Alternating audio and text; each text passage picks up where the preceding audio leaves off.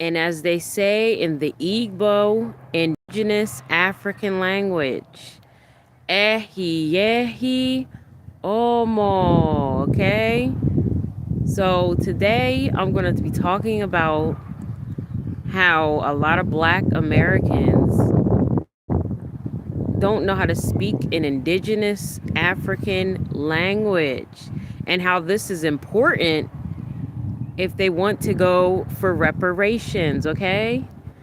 Speaking the indigenous language will help us unlearn a lot of different things that we learned here in the United States as African descendants. Okay, I'm not denying, like we might have mixture from other people and things like that. I understand that. But there's a big talk about reparations. This always comes up politically for the Black Americans in this country. And I feel like us knowing an actual indigenous language will help us in this cause. Because then we can sit there and say, oh, we can prove to you that we have a lineage. We can prove to you that we once were a people that spoke a language that was indigenous and has very ancient origins that isn't 400 years old, but is older than 400 years old. So this is why it's important. Sorry, guys, I'm outside. This is why it's important to know an indigenous language. It's very important to know an indigenous language. When you want to talk about reparations and things like that and political systems, when you can speak amongst yourselves, amongst your people, in multiple languages, it's going to be so healing.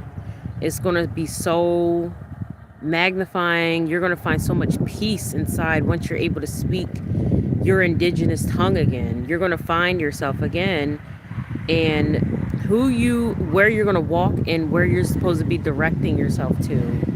Because, for example, when you are in the United States as an American, you know, a lot of people have places to go back to. You have Mexicans that are able to go back to Mexico and visit. You have Chinese people, Chinese Americans that are able to go back and visit China. You have Japanese Americans that are able to go back and visit Japan. South Koreans are able to go back and visit South Korea. Indians are able to go back to India and visit and vacation. But where can Black Americans go back and travel to and vacation to? A lot of us feel like we have no homeland. We feel like we have no place in this world, really. But we do. And some people are in denial about where they come from because the indoctrination and the mentality is so strong, it's strongly engraved into their mindset that they just cannot digest coming from a people that had a history, a culture, customs, languages, and are dealing with a lot of internal conflicts and embarrassment internally about where their indigenous ancestors come from. My indigenous ancestors are Igbo, and I learned how to say good afternoon in Igbo, which is ehi ehi omo, which African Americans, many of them have indigenous lineage from the Igbo tribe in Nigeria. Okay, they say ehi ehi omo in Igbo, and it's important to know an indigenous language. It's really important to know your indigenous language. You want to know these languages. They are very important politically, psychologically, and spiritually. So that's why I wanted to come on and talk about that, why I'm trying to recover and learn some of these indigenous languages of indigenous Africa, these African countries, which is like 54 plus countries or so. But, you know, even before like I started like getting to know Africans, for years, I was like researching, about where, my ancestors were from and looking for different videos and just trying to figure out where I belonged in this world. I never really felt, I always felt like something was just off about like, things like growing up in the United States and like where, I come from, and like I had different visions as a kid and different opinions about the religious texts that I was brought up in. And it never really set well with me because it just like some of the stories in there, like I'm coming from a Christian perspective.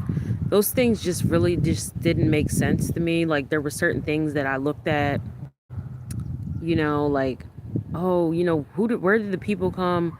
Where were the people before Adam and Eve? Like, and my older cousins couldn't answer that question. Like they just couldn't answer the question, like where did the people before Adam and Eve come from? If you can't answer that question, that's going to have me questioning things. Like I'm supposed to look up to you for spiritual guidance. You didn't have an answer. And as I got older and I learned and read more books and I met more people in life, it's just like things are just not adding up. And it's just like even the names in the book and like the plate, like the land that it like attaches itself to, like Israel and like Egypt and like um the land of Canaan, all these different places just didn't seem like it was a place that I was from.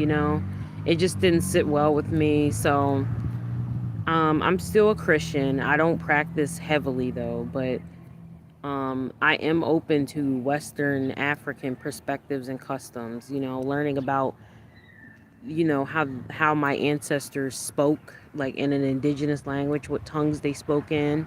African Americans should be really interested in this. This is really important to learn an indigenous language. It seems like a lot of people that are of African descent, even first generation Africans that immigrated here recently, are not interested in learning their indigenous language. And that just doesn't sit well with me. It just doesn't, like, why would you not be interested in something like that?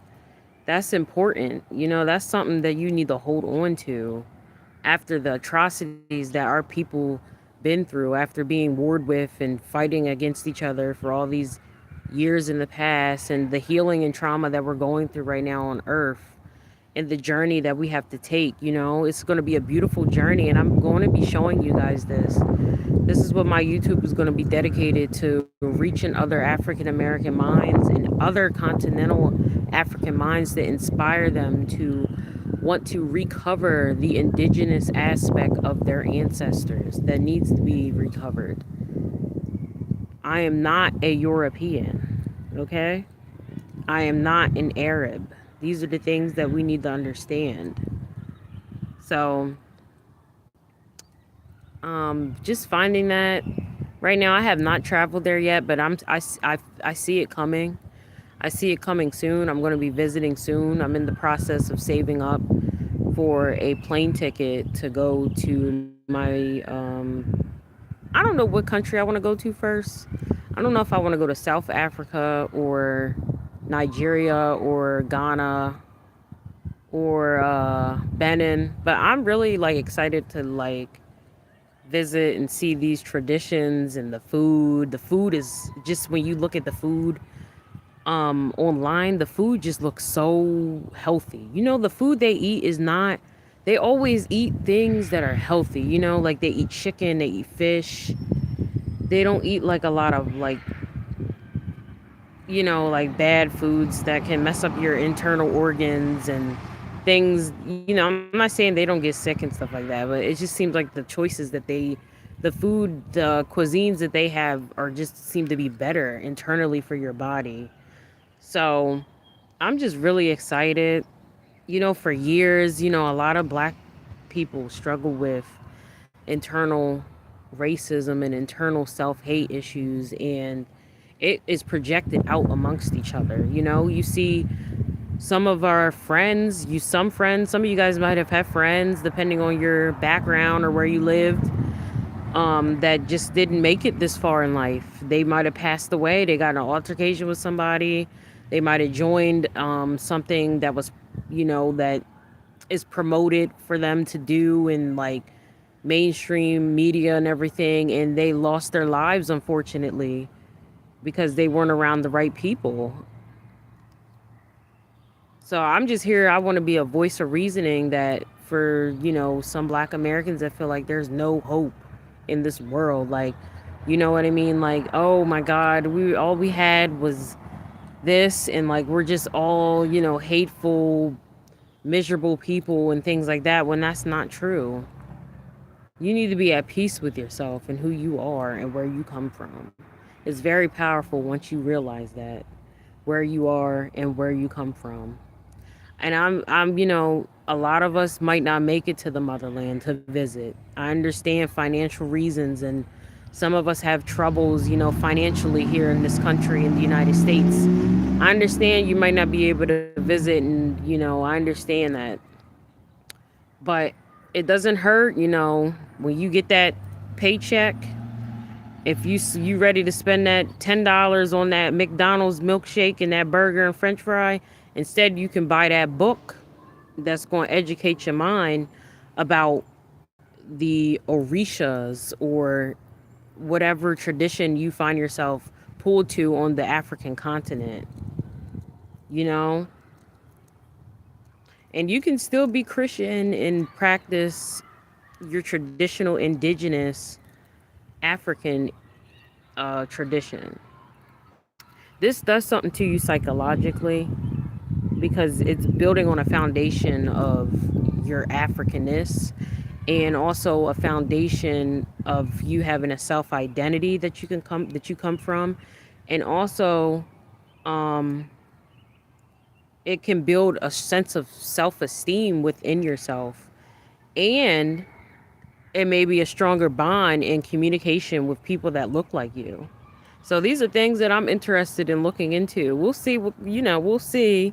But I'm definitely going to be showing you guys this journey, like what I'm excited for. Now, I'm going to be honest with you guys. I am not the richest person on this earth. Wealth would make it easier. Like, if I could just had it like that, I could up and move and show you guys tomorrow what it's like to be in Nigeria. But I'm going to be going there soon, Lord willing, and I will be showing you guys my vacation there. And I'm not going to these, the areas that everybody shows that, oh, this is the nice parts of the country. I'm going to the slums to actually find like the people that are still like keeping those traditions and stuff, and how they like live, like, how they eat, how they communicate with each other. Um, when a family member passes on, how they deal with that, what are the rituals, um some of their tradition, their histories that they pass down. These are important because we're told there's a lot of hateful messages on these social medias against black people that are not strong in their self identity, and it can break you down if you're not you know fully equipped to handle it, because a lot of us are being rebellious against our indigenous ancestors. We don't want to leave some of these traditions alone that were not meant for us. We want to be still equipped and attached to these traditions that are not our traditions. And I'm not forcing you to leave anything. I'm just trying to educate you, because it really does something to you psychologically when you can finally be at peace with just being black. Like, oh, I'm here and I'm black and I'm at peace with it, and I know where my people come from, and I feel so whole about it, Like, that's just something that everybody's on their own journey. Some people will not come to that realization in this lifetime, but it's a beautiful realization nonetheless. And I want to share it with others because, when I actually get there, I don't think I'm going to be sad. Really, I think I'll just be like, oh my goodness, something different, like, so we'll see.